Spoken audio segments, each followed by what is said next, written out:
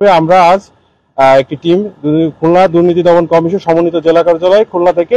এখানে আসছি যে খুলনা বিআরটিএ তে আপনার দালালের দৌরত্ব প্লাস এখানের অফিসিয়াল সাধারণ লোকের সাথে আপনার বাইরের একটা শ্রেণী হলো দোকানদার প্লাস দালাল শ্রেণীর যে যোগাযোগ আছে এখানকার অফিসিয়ালদের সাথে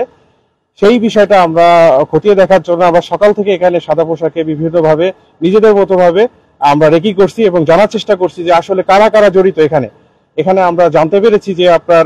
কয়েকজন দালালকে আমাদের কাছে সরাসরি টাকা চেয়েছে এবং কয়েকজনকে জানতে পেরেছি এমন ভাবে যে আনসার সদস্য যারা আছেন এখানকার আনসার সদস্যরাও এখানে আপনার মিডিয়া হিসেবে কাজ করে তারা এখানকার অফিসিয়াল লোকের সাথে আপনার বাইরের যারা আছে তাদেরকে আপনার জানিয়ে দেয় যে এইভাবে এইভাবে এত টাকা লাগবে এত টাকার কাজ সাধারণ যেটা লার্নার যে খরচ তার থেকে 1 গুণ 2 গুণ এবং মূল যে লাইসেন্স সেটা থেকে 2 গুণ থেকে 3 গুণ আছে এবং 3 জন আনসার সদস্য আছেন তারা আমরা এখানকার যিনি আনসার সদস্যকে আইডেন্টিফাই করতে পারছি এবং তাদের ভিতরে একজন আনসার সদস্য আপনার প্রাচীর টপকায় চলে গেছে যে টাকা পয়সা উনি হলো ডিল করে থাকেন তো তাকে সহ আমরা তাদের এখানকার থানা যে ইন্সট্রাক্টর আছে তাদের কাছে আমরা দিয়ে বলে আসছি যে 3 জন তাদেরকে সুপোর্ট করা হয়েছে এবং আরেকজন হলো দালালকে ধরা হয়েছিল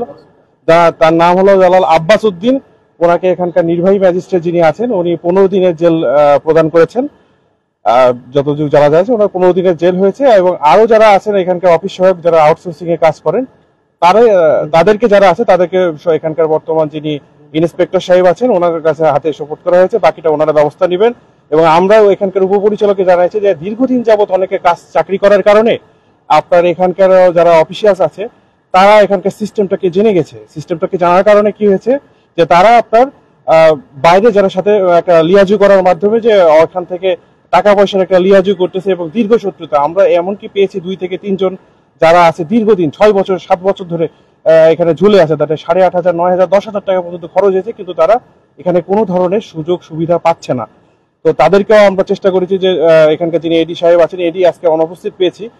বাকি যিনি আছেন ইন্সপেক্টর সাহেব ওনাকে বলেছি যে আপনারা অ্যাজ সুন অ্যাজ পসিবল এনাদের যেভাবে হোক এনাদের সমস্যাকে সমাধান করার চেষ্টা করুন